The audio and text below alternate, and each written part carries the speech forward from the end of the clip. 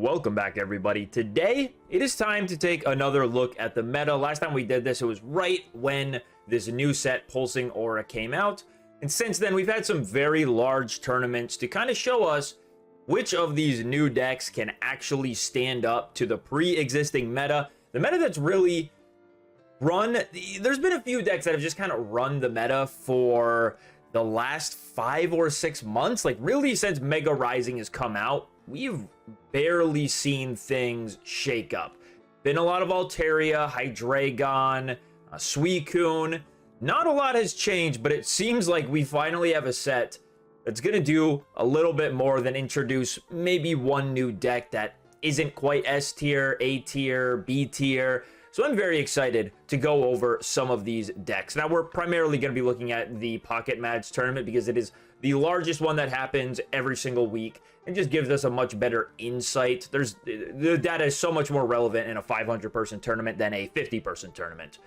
We did have Sceptile win, and those are the first decks that we're going to take a look into because there are a few different ways to run Sceptile, and all of them did very good. Like, yes, this is the list that Verum used to win. He is a ridiculous player. He's now won the most of these large tournaments out of anyone, I believe. He's won the most Pocket Match tournaments. I don't know when you factor in the Ursa Day tournaments from a long time ago now, whether he's still on top of like having the most achievements in the game, but nonetheless, he's a very, very good player.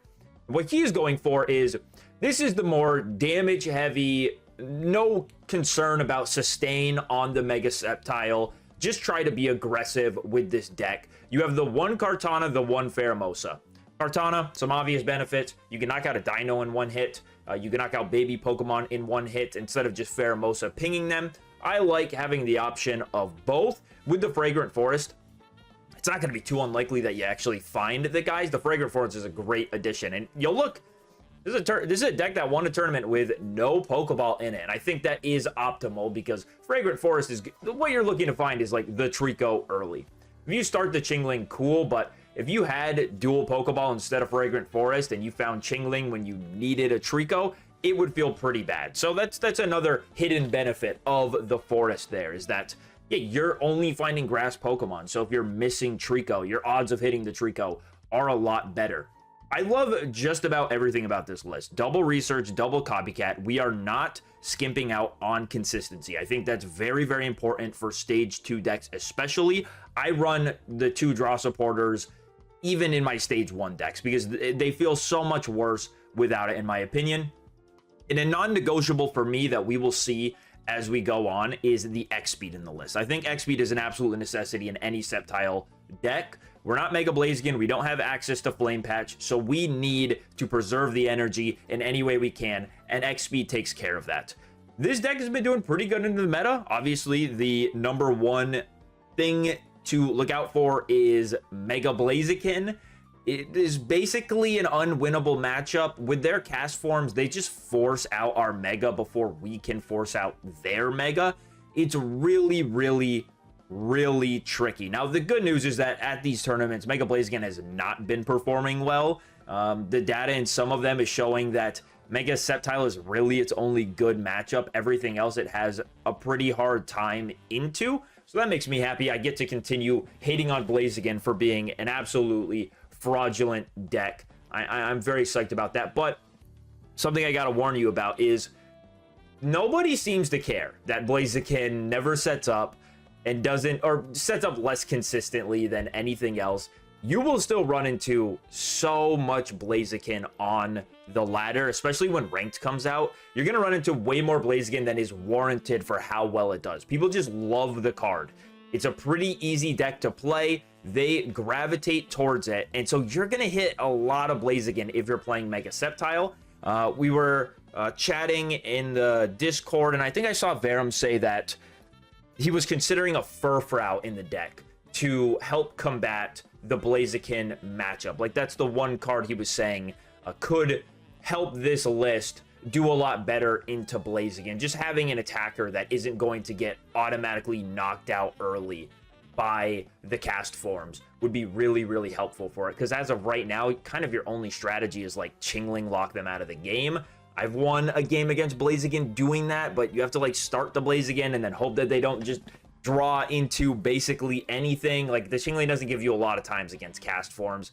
It's really, really tough. But let's head into, this is sort of the middle point of these decks. This is a double Pheromosa build, but instead of going heavy on damage, they are going for Leaf Cape and Ogerpon to try to limit what sleep scams can happen.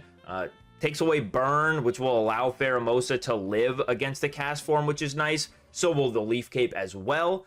This list, I don't know. I've tried out a lot of Mega Sceptile decks, and ultimately, I think I'm gravitating towards the more aggressive style rather than the sustain. Try to give my Sceptile a little bit more HP. I do like the double Cyrus in here. It makes sense with 2 Pheromosa. I also don't know how much I love Teal Mask Ogerpon as a card, to be honest. It is annoying to lose to Sleep Scam stuff, but it's also annoying to have a 2-point Pokemon in play with 130 HP. You can lose a lot of games just by Teal Mask Ogerpon existing in the deck, whether it's you find Teal Mask Ogerpon instead of Trico, whether it gets sniped on the bench, or maybe you start Teal Mask Ogerpon, it takes some damage, you can't heal it, and then they get to Cyrus that up at the end of the game for an easy victory. I don't love the Teal Mask Ogerpon overall in most decks. And then we have a really interesting one. So these are all top 8 deck lists, by the way. These all did very, very well. That's why I'm showing them here to you. And this is Mega Sceptile with the Goomy. And this is no rare candies. This is just focused on getting our evolution pieces in play with Quick Grow Extract. The Goomy here, from a comment I saw, the point of the Goomy is, again, against Mega Blaziken, which I understand why they were teching so heavily against Blaziken. It was like the most played deck leading up to this tournament. Every single tournament, Mega Blaziken was the #1 deck as far as play rate goes. And if you're taking a deck that has a bad matchup to the #1 most played deck, it's usually not a good thing. So he went hard on this Goomy here, which will make the cast forms and the Blazikens and the Torchics, they all need 1 more energy to attack. So they can't get off to a rapid start and just start knocking out your little Pokemon until they attach 2 energy to a cast form. That, while it will slow them down, they can still like knock out a Goomy with a 2 energy cast form and then just Flame Patch to the Blaziken, and they'll always have the 2 energy that they need.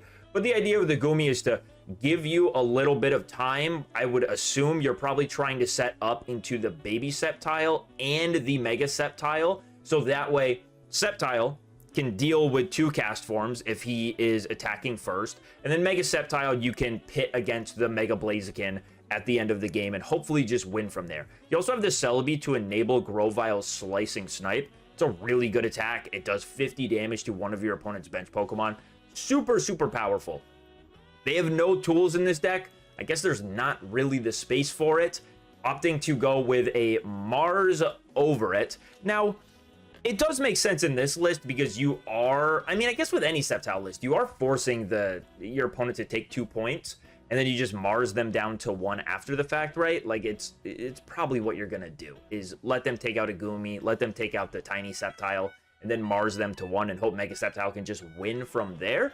I've yet to try this deck list, but I am very interested to see how it feels into Blaziken, because I would love to take even just an even matchup against it with Mega Sceptile. That would feel very, very nice. I don't like Blaziken, you guys know. I'm tired of seeing it. I'm tired of people playing it. I'm tired of being told it works. That's what I'm really tired about. Even though I am showing you Sceptile, and fundamentally they do, like, they should have the same level of consistency, right? The Fragrant Forest is adding a bit of consistency, but it's, you know, not the most in the world. I don't know, man. I don't know. Mega Blaziken, your days are numbered, hopefully. But these are the 3 Mega Sceptile lists that did the absolute best at the tournament. You will probably want to try out every single one. They all will probably feel good as well. Like, when I play Mega Sceptile, whatever list I'm playing, it feels like I'm doing pretty similar things every game. And unfortunately for the deck, you just don't have room for every single thing you want in here. So there will be games where you're like, Dude, I wish this list had an Erica. Dude, I wish this list had a Leaf Cape. Man, I wish I had a Rocky Helmet. Like, whatever. It's just how it is. There's just not enough room for Mega Sceptile to access every single tool that it wants, so you gotta pick and choose. But nonetheless, this is a very cool list. This is probably my favorite version of Sceptile that includes the baby Sceptile that I actually like. All the other ones I saw and just did not enjoy, but Gumi making it harder for baby Pokemon to attack, making it harder for cast forms to attack. I think it's a cool tech. Magnezone got a really good buff from the Magnezone EX in this new set, and we are seeing it still do well at tournaments. There were 2 in top 8s. The only difference between the 2 was Fearless here. He ran double Cyrus, and the other player, I believe it was Jay Phenomenal, he played a hiking trail instead of double Cyrus. I like double Cyrus in this list a lot more. You are... The flow of the game is do little chip damage with Oricorio while it's walling, and then try to pull off some big knockouts with the 2 Magnezones. And so I like having double Cyrus more, because you're going to be doing 50 with Oricorio, and there are quite a few games that are going to come down to your opponent trying to stall for time, pivot between their Pokemon that are just taking 50 damage from Oricorio, try to lengthen the game as long as possible so they can get the damage on Oricorio that they might need, or just draw into the final cards. So having Cyrus to try to shut things down a little bit faster, I prefer this. There's really not much more to say about Magnezone. This new Magnezone EX is great.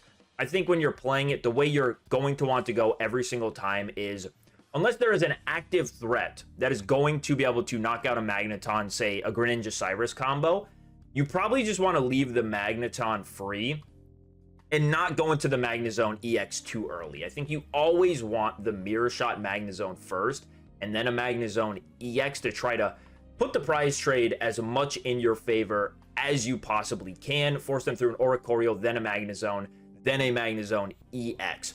Obviously, it's not going to happen every time, and it's going to change depending on how the actual flow of the game is going, but that is something I would keep in mind. Going in with an early Magnezone EX might be a bit too much, giving your opponent 2 early points, or I guess essentially 2 free points. Not free, it's hard to get through the Magnezone, but what I'm saying is you want to force them through as many Oricorios as possible most of the time, and giving up 2 points with this deck is never a great thing. He's supposed to be the closer. He's not an early aggressive guy who gives 2 points to the opponent. Ideally, this guy should never get knocked out for you to win the game.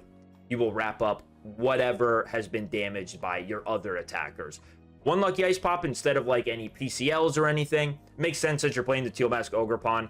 PCL is guaranteed heal, but sometimes Lucky Ice Pops can go absolutely nuclear and give you way more heal than you deserve. So yeah, the list is cool.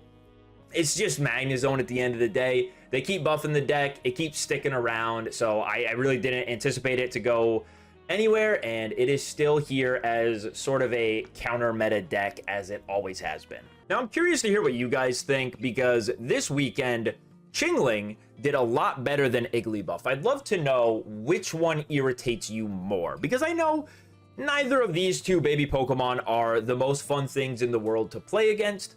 I think I'd rather be playing against Chingling than Igglybuff in my opinion. But these decks got a slight buff, and that is with the Lucky Egg tool card. You'll see both of these lists have abandoned the Rocky Helmet as the tool of choice and are instead playing Lucky Egg, because what Lucky Egg does is when your Pokemon is knocked out by damage, you get to draw up to 5 cards, and it'll work on the bench too. So if a Chingling on the bench with the Lucky Egg gets knocked out by ping damage, you're still going to get to draw up to 5.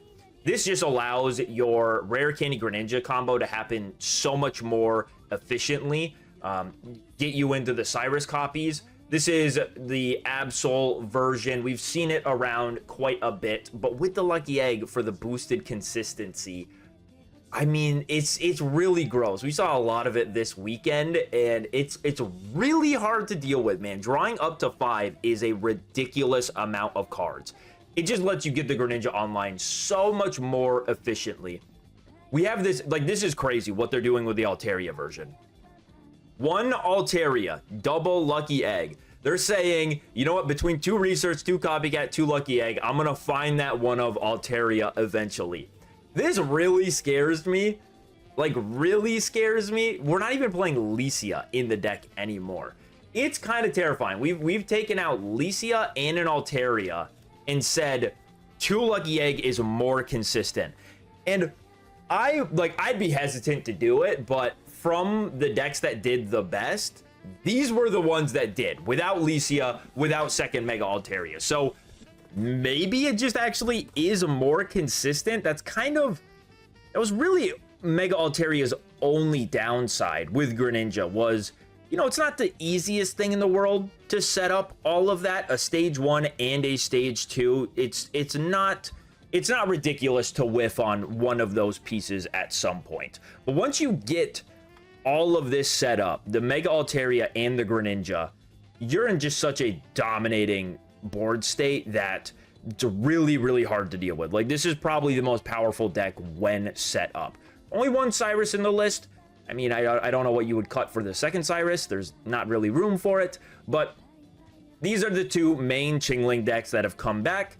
And while you might not like it as much as Igglybuff, there's something you got to consider, which is Hydreigon hates Chingling. It takes a terrible matchup into most things with Chingling. So we are not seeing as much Hydreigon do well because of these decks. So little something to weigh when you're deciding which baby Pokemon you would rather squash with a hammer. Speaking of Hydreigon, I'll show you this very quickly because the deck list has changed. Instead of Nihilego Poison Package, we are now on Rocky Helmet with Bombardier to give our dark Pokemon 1 less retreat cost. This is very good. There are a decent way for Hydreigon players to lose was they went first, starting Dino, Rare Candy evolved in a Hydreigon, and just kept attacking with Hydreigon, and what that meant was, like, Mega Absol never had a chance to get energy on it, and they would lose that way. Now, it's not going to fix the going first problem, but if you're going second and you start with Mega Absol, or you start with Dino and you want to pivot, like, whatever, you can keep +1 energy in play at any time with the Bombardier. And another good thing is the Bombardier hunts baby Pokemon. I don't know if that's like the lore of it, but it's how it's working out. I mean, obviously it's like, it looks like something that would snatch babies. I actually don't know what bird this is. I look at it, I would think it's like a stork. So maybe that's kind of the point. Like, it does steal babies. Anyways, it kills babies because it just hits for 30 for 1. So while you'll be Chingling locked out, the Bombardier is another solution to that for you.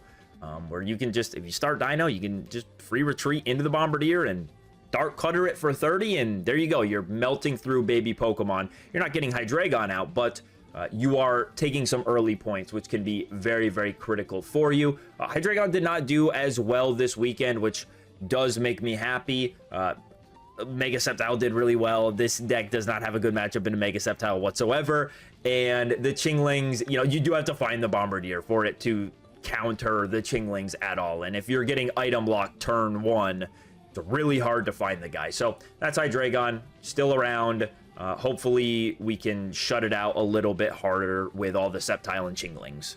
So now we have the 2 Igglybuff decks, and I would say both of them feel very similar in power level. Mega Lucario, you are trading the ability of Swablu to put things to sleep as well, in exchange for way higher damage cap with Karina and Arena of Antiquity. And Mega Altaria, it's basically the exact same list. I don't think anything has changed from last format. You are able to sing with Swablu and put your opponent's active Pokemon to sleep. That's really, like, those are the differences between the two. That's kind of it. Mega Altaria can potentially hit for more damage earlier on in the game, since you only need 2 energy to hit for 130 with a full bench. But Mega Lucario can hit 90, 110 with Arena. Usually that's just enough damage because you're add 30 to that basically with an Igglybuff and 1 Sleep Darkrai.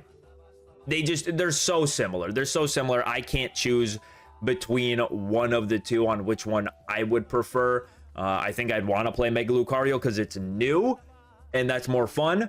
But unfortunately, when we look at the standings, there weren't any other Mega Lucario decks that did like fantastic.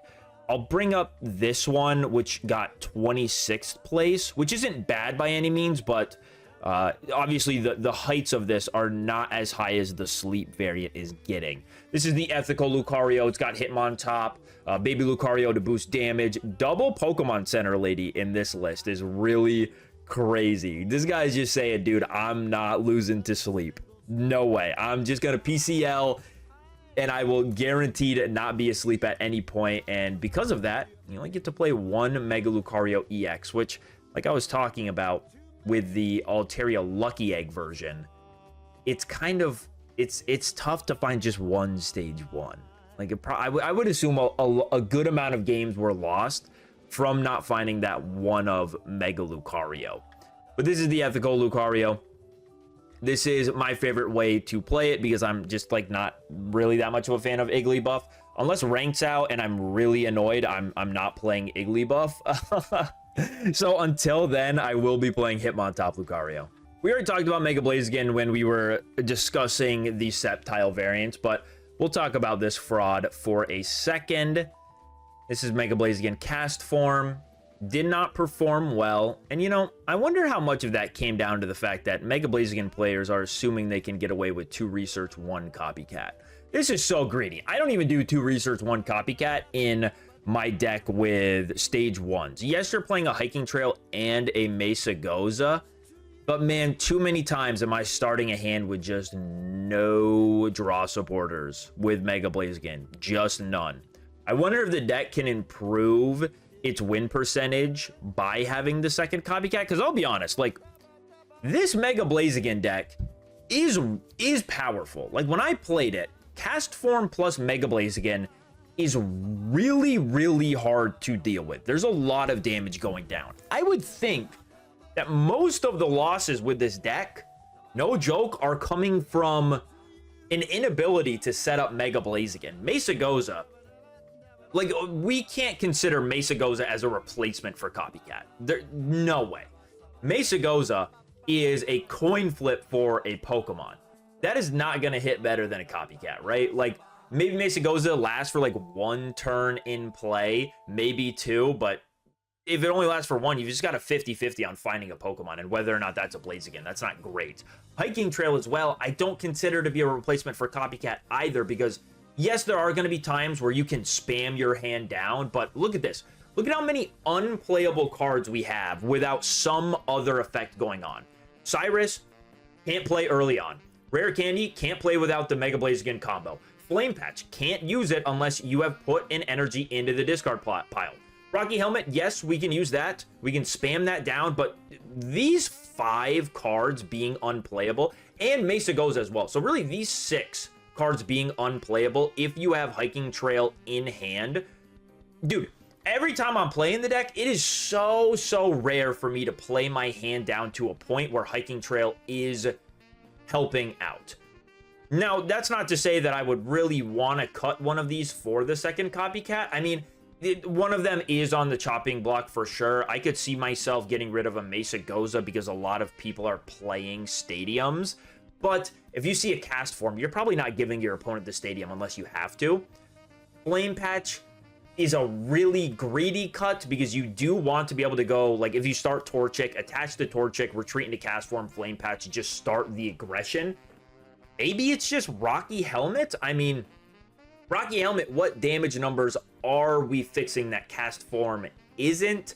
Like, maybe Rocky Helmet is the best non-greediest cut. Rocky Helmet would help against, like, Hydreigon if they're able to heal back up to full for sure.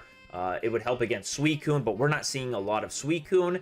I think maybe the Mega Blaziken list just needs more, a better push towards consistency, because again, 50, potentially 70 damage from a cast form, followed by 140 from Mega Blaziken, is good. It is really good and hard to deal with, but I mean, compared to Sceptile, like, we're not playing a Combusken. We're not playing as many draw supporters. Like, we are being a much less consistent deck in doing so, and I think maybe if Mega Blaziken is just tweaked to be more consistent, it might have a better shot at doing something in the meta for real.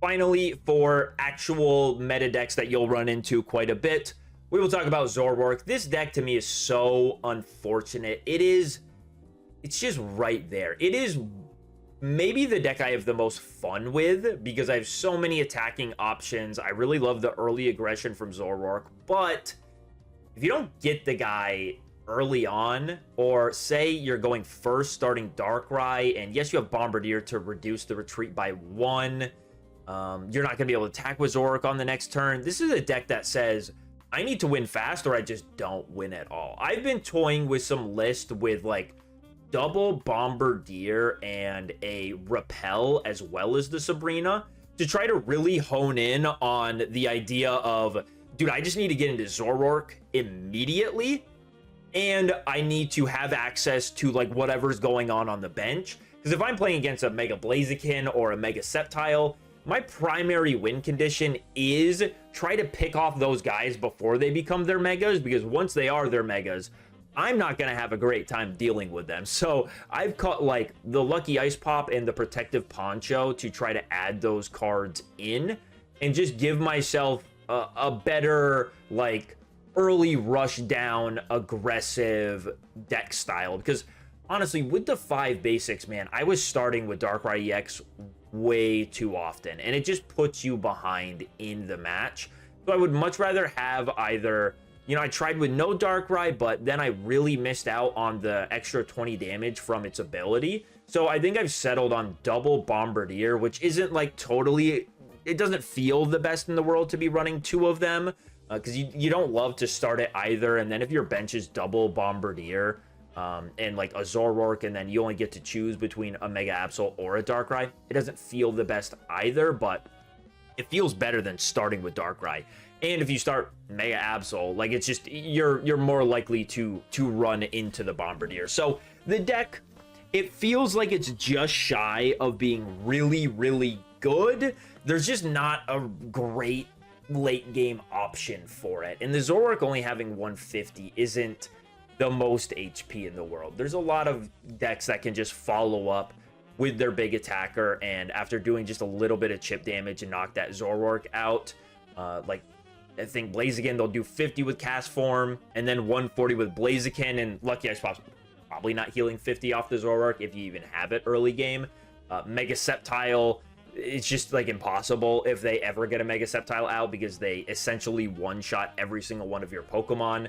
Like a Mega Absol is not going to 1v1 a Mega Sceptile, unfortunately. So the deck was like, the deck doesn't feel great in this current meta. It is really fun to play, but I'm not the biggest fan of it. You do also struggle against like Magnezone or Lucario. You don't have a great option for it. Bombardier unfortunately gets one-shot by an Oricorio, so he's not a good answer to it.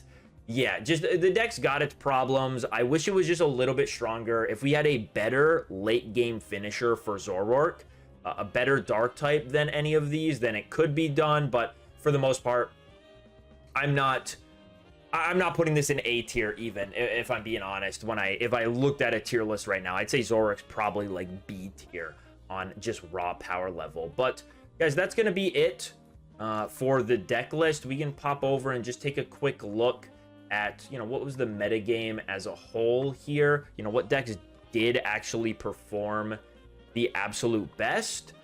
What you're seeing is, out of all of them, Magnezone kind of had the best win percentage, but other than that, like, everything's fairly similar. Like, Hydreigon had 51, Altaria had 49. These are only minor differences. Really, the biggest loser was Mega Blaziken with a 37% win percentage. That is genuinely abysmal. But what is important to note is we're not seeing anything crazy. We're not seeing anything with like a 55+% win percentage, you know, being like top 5 most played decks. Everything is fairly close together in power level, and I think the meta is wide enough that, I mean, I just showed you quite a few deck lists that all did very, very well. Oh boy, I just saw this. Mega Charizard X has a 30% win percentage. That's abysmal. Yeah, I wouldn't think that the deck is too great right now. I didn't think it was really all that great last format.